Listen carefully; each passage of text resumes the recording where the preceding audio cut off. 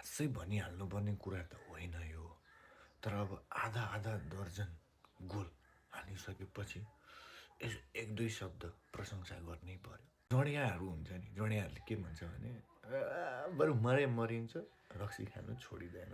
त्यही हो क्या, युसिएल जित्ला नजित्ला त्यो आफ्नो ठाउँमा छ, तर जहाँ भेट्छ रियल मैड्रिडलाई त्यहीँ बजाउने हो क्या।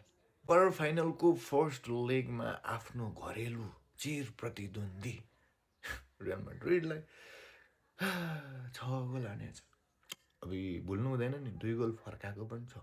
यो बिरलै देखिन्छ रियल मैड्रिड वोमेन्स टिमले बार्सिलोनालाई गोल फर्काएको, तर यो गोल फर्काएको छ, मतलब राम्रो प्रगति हुँदैछ।